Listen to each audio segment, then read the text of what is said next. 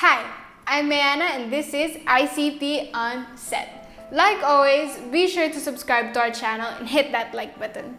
In today's video, we will be having a special guest. No, not my dad, but someone who has been in the Philippine wedding industry for 20 years. He has covered a lot of celebrity weddings, just like Ann Curtis and Erwan Yusuf's. He's an idol of many filmmakers, like my dad. Ladies and gentlemen, Jason Magbanua. Hi, Eyana. Hi, Ian. Welcome to your vlog. Thank you for having me. Your questions are refreshing. Hi, Tito Jason. So for my first question, what is your daily routine now during this ECQ? How is my daily routine during the ECQ?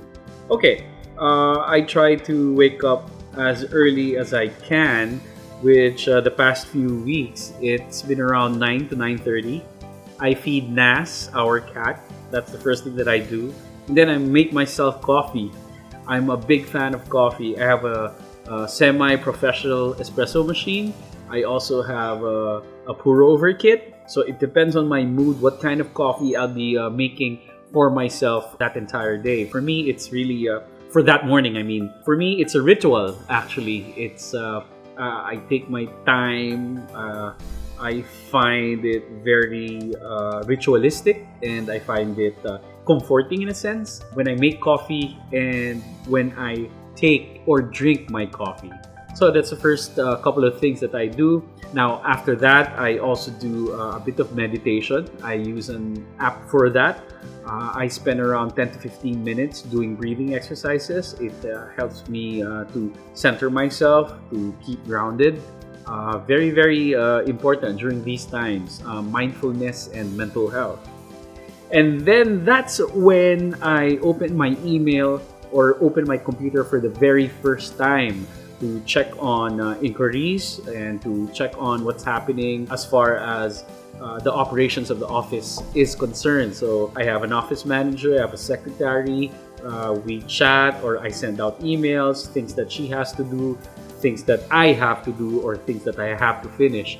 So that consumes up most of the mid-morning. And then lately, actually, I've been trying to take care of lunch for the whole family. I realized that staying home during this quarantine period, what a useless piece of meat I am, and just having people do stuff here in the home, like cleaning and of course cooking, work at the kitchen. I realized that, I'm pretty much useless and I don't want to feel useless. So I've taken it upon myself to whip up whatever kind of breakfast I can prepare for the family here. So that's what I do. And then if I have something to finish, something to edit, that's what I do after lunch. I start to edit, although it's not the most comfortable time because we don't turn on the air conditioning here at the house until 6 p.m. So it's a bit warm, but I can make do. It's fine with an electric fan. And at least all the things that I have to do in the morning, they're all set aside. Now I can concentrate on my editing. At around 5:30 or 6 p.m., I jog around the village. I live in Palm Village, Makati. And maybe if I still own my our table tennis table, we'd be doing that. But I'm so happy to pass it on to you. I know it has found a good home. Right now, I do jog around the village, maybe for around 3 to 5 kilometers. I used to do around 9 to 10. That was several years ago. Now I get lazy and, I just get, okay, let's get over it. When I hit the 4-kilometer mark, okay, I'm done. Just to work up a sweat, just to keep these bones and the circulation of the blood flowing. We have dinner after that, lovingly prepared, usually by your Tita Madge. And then after that, we binge. What have you been binging on? We just finished 9 seasons of Suits. We just started with Homeland right now. The different documentaries, different weddings that are on Netflix. You have Vox, you have Dirty Money, The Giant Beast, which is the Great Economy. A lot of documentaries like that just to keep us updated. So it's not all mindless entertainment. Of course, your daddy is into Michael Jordan and basketball. So I'm sure you've been watching The Last Dance as well. I haven't been binging on it. When we have exit time, I try to pick up an episode too. It's a really well put together documentary. I love it. I also do tech blogs, no? Do and watch tech blogs in YouTube, like Unbox Therapy and Marquez Brownlee and some other Adam Lee, I believe. So those are the tech bloggers that I follow.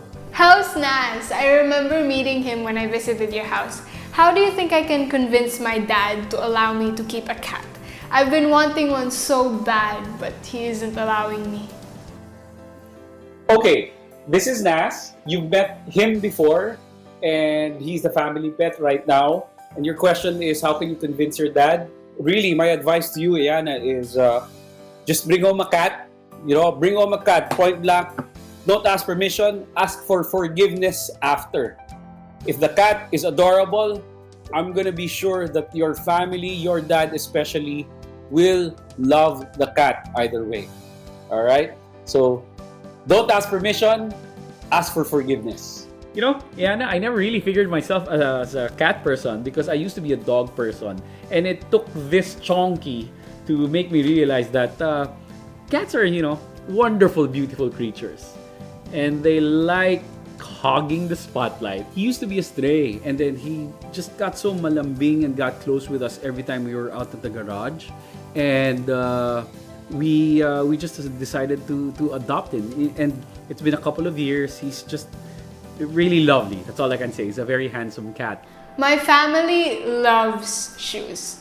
What are your favorite shoes? I love shoes as well, Eyana. I love dress shoes, I love sneakers, I love athletic shoes. I'm a big fan of shoes. And really, if you haven't picked it up yet, that is the reason why I wore this jacket. Because I know your dad is Team Nike. And me, I'm a 3-stripe life guy, right? So besides those dress shoes that I have, double monks, shell cordovan, and single monk straps, etc., I absolutely love sneakers. I have a handful of basketball shoes. I have a couple of Jordans. I have the Tinker. I have the number 45 Jordan reissue. I forgot what Jordan, Air Jordan number that is. But of course, also, I have a couple of Hardens. I have the Volume 1 and the Volume 2. That's my guy. If you don't know that yet, you should know by now. I'm a Harden guy. Biggest fan. Okay, I also have, of course, a couple of Yeezys. I have a couple of Nikes that I picked up a couple of years ago. I have the Killshot 2, nice minimalist, clean sneaker. Of course, let's not forget about Ultra Boosts. I love Ultra Boosts, maybe for running and for daily wear because they're very, very comfortable. I wouldn't mind though if your dad or if you, I'm a size 8.5, size 8. If you have an extra pair, if you're a size 8, I'd be more than willing to get Warachis from you or Flyknits, right? Yeah, or the Reacts. I also have the sale, right? I have the sale Reacts 87. But currently, these are my favorites. These are the Sakai's. Very expensive because I got it at resale. Not the most comfortable shoe, but really definitely a Maporma shoe. So this is my current favorite. What hobbies do you want to get better at? Eyana, I just got an iPad Pro very recently. They released it and I just really wanted to get an iPad for the longest time, an iPad Pro. So I really want to be able to learn how to illustrate again, okay? This time digitally. So that's one hobby I'd like to pick up and get better at. And of course, as I mentioned a while ago, I like to make coffee, but I'd like to be able to make better latte art. I'm now able to make, a very simple heart or a very simple monk's head, but I'd like to do a tulip or maybe a swan or maybe, something more better than a splotch of milk over a cappuccino. So those are the two things I'd like to get better at. I've been interested in film cameras recently as well, and I've been wanting to get one. What film camera do you suggest I get? For film cameras, you can do two routes. You can either go toy cameras, which are the Lomo, mostly Lomo cameras. You have the LCA, you have the Hoga, you have the Eyana. And these are mostly automatic. You just focus and then you take a shot. So it doesn't teach you so much more about about technique or skill about photography, right? But what it does teach you is being able to ready yourself at the moment's notice. Like, hey, you're ready to take the shot. As they say in lomography, shooting from the hip. And that is the beauty, right? That is the beauty of film photography in that aspect. You don't whip out your mobile phone camera, but you're able to have a film camera with you, and you get to wait. And you learn to be patient, and you learn to compose, and you learn to how to focus fast. So that's lomography for toy cameras. I would suggest that because they're a bit cheaper than the traditional manual film cameras. Of course, I suggest the Canon A1. I have the AE1 as well. Those are solid choices. They will teach you all about ASA, the ASA of your film, your aperture, the Sunny 16 rule. That's one resource I recommend to you. Go to Sunny 16 Lab. They have an Instagram page, and they will teach you all about film photography. Our friends from there, like Francis, runs a site. Your dad knows him. He's more than willing to teach you film photography. I saw your vinyl collection as well when I visited. Can you share more about it? Like, when did you start collecting? My vinyl collection is very modest and it's very young. I've only been at it for around 8 to 9 years. A groom of mine, former groom of mine who owns Satchme, gifted me with a portable record player. And then from then on, my love for vinyl just really exponentially grew. I used to buy and collect so much more, but now my foot is off the pedal and just really buy what I like to listen to. Let's say, for example, this one is a classic, an oldie but a goodie. This is Ill Communication by the Beastie Boys. I got this secondhand, a great deal. My sound system isn't even really of the highest quality. I'm happy with what I have. They're secondhand. I got it from a store in White Plains, and it serves my purpose. I am not a music snob or a hi-fi snob which obsesses over the kind of wire that I use, the kind of connectors, the kind of power source that I use for the turntable or the amplifier. No, I haven't ventured into that, and I don't think I will, because I'm pretty happy with the player, the system that I have right now. So it's not about really spending the money, but finding out what you want to listen to, finding that record and enjoying that record some rainy Saturday afternoon where you're just emoting, and vibing. So that's about my record collection.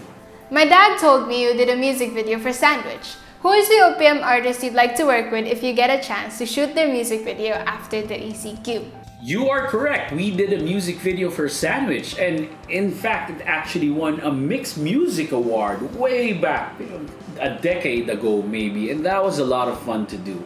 This is so far off, but if the Eraserheads would somehow magically band together again and create newer songs or a new song here or there, I'd love to be able to make a music video for them. Right? So that would be fascinating. That would be an amazing experience and opportunity. If you weren't a filmmaker, what do you think you'd be right now? If I was not a filmmaker, I would be an artista. Although I don't want lead roles, I only want supporting roles. I would like to be the sidekick of the bida, pero ayoko naman ng binabatukan. Gusto ko ako yung comic relief. So I'd probably be an artista. I'd like to be one if I wasn't a wedding videographer. What was the most memorable wedding you shot, and why? Back in 2007, I missed a flight going to Bohol. I was shooting a wedding there on that very same day. I was very new then. I didn't fly too much, so hindi ako masyadong nakakasakay ng eroplano at nakakarating ng airport. So it was all new to me, and for some reason or another, I missed my flight. And I was still starting then. So the last thing that I really wanted to avoid was being a no-show, right? That's one thing, because I was just really building my company and my brand and my name back then. So what I did was, I called up a groom who was a pilot. It was his wedding a week before that flight to Bohol. And I said, hey, can you help me out? What can we do here? And he said, yeah, you can get a private plane. And that sounded crazy at that time. It sounds crazy today, lalo na. It still is crazy today. But then I thought to myself, I had no choice. I had to just go there to whatever means necessary. So with my, I think, life savings back then, no, I just bit the bullet and said, okay, let me charter a plane, a private plane going to Bohol, which I did. It was 25,000 pesos per hour for a total of 5 hours, 2.5 going to Bohol, to Panglao, and 2.5 going back to Manila the next day. I had to take care of the accommodation and the food of the pilot, which is like really crazy. Like, hey, I'm paying this much amount of money and I still have to pay for the pilot. Oh, all right, just kill me. Well, anyways, I was able to attend the wedding. That is the good thing about this story. I was able to attend the wedding. I was able to work and do a same-day edit at that wedding. I arrived just in time. And then the next day, I took the same private jet. Syempre, hindi pwedeng one way. Kailangan balikan. Kasi walang pasahero naman pabalik. So, you might as well. I was able to take that private jet going back. It took around 5 hours. So, it took a total of 125,000 pesos to get back and forth from Manila to Bohol and then back to Manila. Such a crazy, crazy story. I was able to walk the red carpet and get my bottled water and eat my skyflakes. Thankfully, after that, I learned my lesson. I am now almost always 3 hours before the flight. Okay, before the flight takes off. So, lesson learned, you learn from your mistakes. What do you plan to do after the ECQ? Times have been tough. It's just really difficult. So I'm really hoping that just to get back on track, get back on my feet after this, get back to work, provide for my family, make sure my employees get the work that they're used to getting. It's been tough. So once the ECQ is over, but there's going to be considerations. I'm very sure that it's not going to be fine and dandy and perfect the moment that it's lifted. We're gonna have the same problems with health, with government, with public trust, with like security, right? Nothing's gonna change. It's just an arbitrary date. But slowly and surely, I would like to get back to the groove of things and ease myself into what a regular working day or shooting day specifically is or could be when the time comes. For my last question, Tito Jason, what is your advice for beginner filmmakers like me? Eyana, you are doing a great job right now. You're doing this vlog. You're asking a lot of your titos and titas about videography. You're bugging your dad for this, or maybe he's bugging you. I'm not really sure.